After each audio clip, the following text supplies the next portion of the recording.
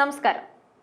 വരാനിരിക്കുന്ന നിയമസഭാ തെരഞ്ഞെടുപ്പിൽ കേരളം പിടിച്ചെടുക്കാൻ കോൺഗ്രസ് ഹൈക്കമാൻഡ് പുതിയ തന്ത്രങ്ങൾ ആവിഷ്കരിക്കുമ്പോൾ ഒരു കാര്യം വ്യക്തമാണ്. ഇത്തവണത്തെ പോരാട്ടം ജീവൻ മരണ പോരാട്ടമാണ്. മുൻകാലങ്ങളിൽ നിന്ന് വ്യത്യസ്തമായി ഹൈക്കമാൻഡ് ഒന്നുകിൽ പ്രവർത്തിക്കുക അല്ലെങ്കിൽ മരിക്കുക എന്ന സമീപനമാണ് സ്വീകരിച്ചിരിക്കുന്നത്. ഇത് വെറുമൊരു തെരഞ്ഞെടുപ്പ് പ്രചാരണം മാത്രമല്ല, കോൺഗ്രസിന്റെ രാഷ്ട്രീയ ഭാവിയെ തന്നെ നിർണയിക്കുന്ന ഒരു നിർണായക നീക്കമാണ്. രാഹുൽ ഗാന്ധിയെയും പ്രിയങ്ക ഗാന്ധിയെയും മുൻനിർത്തി ബീഹാർ മോഡൽ പ്രചാരണത്തിലൂടെ പാർട്ടി ലക്ഷ്യമിടുന്നത് നഷ്ടപ്പെട്ട ജനവിശ്വാസം തിരികെ പിടിക്കാനാണ്.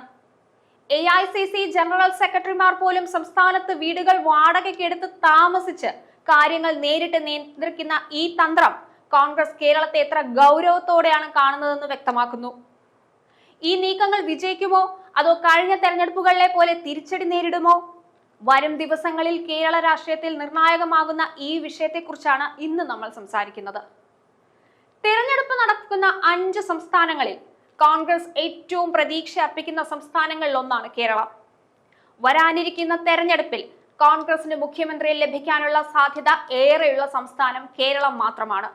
അതുകൊണ്ട് കേരളത്തിൽ ഭരണം വീണ്ടും നഷ്ടപ്പെടുന്നത് ആത്മഹത്യാപരമായിരിക്കുമെന്നാണ് നേതൃത്വത്തിന്റെ വിലയിരുത്തൽ.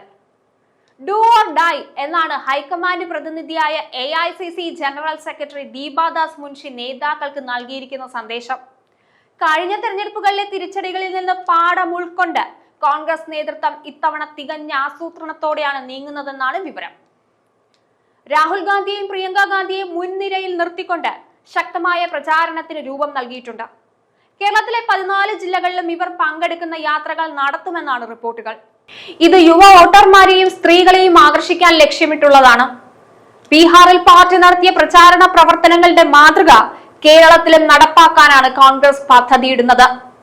ഇത് സംസ്ഥാനത്തെ എല്ലാ വിഭാഗം ജനങ്ങളിലേക്കും നേരിട്ടെത്താൻ സഹായിക്കുമെന്നാണ് നേതൃത്വത്തിന്റെ വിലയിരുത്തൽ. കോൺഗ്രസ് മുഖ്യമന്ത്രിമാരും പാർട്ടിയുടെ ദേശീയ നേതാക്കളും താരപ്രചാരകരായി യാത്രയുടെ ഭാഗമാകും. ഇത് സംസ്ഥാന ഘടകത്തിന്റെ ആത്മവിശ്വാസം വർദ്ധിപ്പിക്കാനും ദേശീയ തലത്തിൽ ശ്രദ്ധ നേടാനും സഹായിക്കുമെന്നാണ് കരുതുന്നത്. മുൻകാലങ്ങളിൽ നിന്ന് വ്യത്യസ്തമായി ഇത്തവണ AICC ജനറൽ സെക്രട്ടറിമാർ തെരഞ്ഞെടുപ്പ് ഒരുക്കങ്ങൾക്കായി ഹോട്ടലുകളിൽ തങ്ങുന്ന രീതി ഒഴിവാക്കിയിരിക്കുകയാണ്. കേരളത്തിന്റെ ചുമതലയുള്ള AICC general secretary Deepa Das Munshi തിരുവനന്തപുരത്തും കൊച്ചിയിലും വീടുകൾ വാടകയ്ക്കെടുത്ത് താമസിച്ച് തെരഞ്ഞെടുപ്പ് പ്രവർത്തനങ്ങൾ നേരിട്ട് ഏകോപിപ്പിക്കുന്നു. മലബാർ മേഖലയിൽ ശ്രദ്ധ കേന്ദ്രീകരിക്കാനായി കോഴിക്കോട് മൂന്നാമതൊരു വീട് കണ്ടെത്താനും ശ്രമിക്കുന്നതായി റിപ്പോർട്ടുകളുണ്ട്. ഈ നീക്കം തെരഞ്ഞെടുപ്പ് പ്രവർത്തനങ്ങളോടുള്ള പാർട്ടിയുടെ ഗൗരവപരമായ സമീപനത്തെയാണ് കാണിക്കുന്നത്. കേരളം തങ്ങൾക്ക് അധികാരം നേടാൻ സാധ്യതയുള്ള ചുരുക്കം ചില സംസ്ഥാനങ്ങളിൽ ഒന്നാണെന്ന് കോൺഗ്രസ് ഹൈക്കമാൻഡ് ഉറച്ചു വിശ്വസിക്കുന്നു. അതുകൊണ്ട് തന്നെ ഇവിടെ പരാജയപ്പെടുന്നത് ആത്മഹത്യാപരമാണെന്ന് തന്നെയാണ് കോൺഗ്രസ് കണക്കുകൂട്ടുന്നത്. ഈ ചിന്താഗതി വരും ദിവസങ്ങളിൽ കേരളത്തിന്റെ രാഷ്ട്രീയ അന്തരീക്ഷം കൂടുതൽ ചൂടുപിടിപ്പിക്കും. ഈ നീക്കങ്ങൾ കോൺഗ്രസിന് നഷ്ടപ്പെട്ട അധികാരം തിരികെ കൊണ്ടുവരുമോ എന്ന് കണ്ടറിയണം.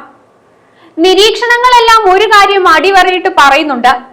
വരാനിരിക്കുന്ന തെരഞ്ഞെടുപ്പ് കോൺഗ്രസിന് കേവലം ഒരു മത്സരമല്ല, മറിച്ച് നിലനിൽപ്പിനായുള്ള ഒരു പോരാട്ടം തന്നെയാണ്. രാഹുൽ ഗാന്ധിയുടെയും പ്രിയങ്ക ഗാന്ധിയുടെയും നേതൃത്വത്തിൽ നടക്കുന്ന ഈ ബീഹാർ മോഡൽ പ്രചാരണവും AICC ജനറൽ സെക്രട്ടറിമാർ സംസ്ഥാനത്ത് തങ്ങിക്കൊണ്ടുള്ള പ്രവർത്തനങ്ങളുമെല്ലാം സൂചിപ്പിക്കുന്നത് കോൺഗ്രസ് ഇത്തവണ തോൽക്കാൻ തയ്യാറല്ല എന്ന് തന്നെയാണ്. എന്നാൽ വെറും തന്ത്രങ്ങൾ കൊണ്ട് മാത്രം തെരഞ്ഞെടുപ്പ് വിജയിക്കാൻ സാധിക്കുമോ എന്ന ചോദ്യം പ്രസക്തമാണ്. ശക്തമായ നേതൃത്വവും പുതിയ തന്ത്രങ്ങളും ഒരു വശത്ത് ശക്തി പകരുമ്പോൾ മറുവശത്ത് ആഭ്യന്തര തർക്കങ്ങൾ, പ്രാദേശിക നേതാക്കളുടെ സ്വാധീനം എന്നിവ ഈ നീക്കങ്ങളെ എത്രത്തോളം ബാധിക്കുമെന്നൊരു ചോദ്യവും ഉയരുന്നുണ്ട്.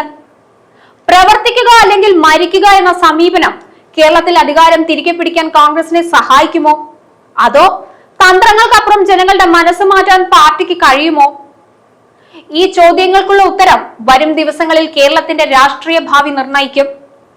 ചുരുക്കത്തിൽ കോൺഗ്രസ് ഹൈക്കമാൻഡിന്റെ ഇപ്പോഴത്തെ നീക്കങ്ങൾ കേരളത്തിലെ അധികാരം തിരിച്ചു പിടിക്കാനുള്ള ഒരു അവസാന ശ്രമം പോലെയാണ്. കേരളം തങ്ങളുടെ അധികാര സ്വപ്നങ്ങൾക്ക് ഏറെ പ്രസക്തമായ സംസ്ഥാനമായി കോൺഗ്രസ് കരുതുന്നു. അതുകൊണ്ട് തന്നെ ഇനിയൊരു പരാജയം അവർക്ക് താങ്ങാനാവില്ല. എന്നാൽ ഈ തന്ത്രങ്ങൾ ഇടതുപക്ഷത്തെയും BJPയെയും പോലുള്ള രാഷ്ട്രീയ പാർട്ടികളെ നേരിടാൻ എത്രത്തോളം പര്യാപ്തമാകുമെന്ന് കണ്ടറിയണം. ഈ നീക്കങ്ങൾ കേരളത്തിലെ വോട്ടർമാരുടെ മനസ്സിൽ എത്രമാത്രം സ്വാധീനം ചെലുത്തുമെന്നതിനെ ആശ്രയിച്ചിരിക്കും കോൺഗ്രസിന്റെ ഭാവി. വരും ദിവസങ്ങളിൽ കേരള രാഷ്ട്രീയത്തിൽ വലിയ മാറ്റങ്ങൾ പ്രതീക്ഷിക്കാം.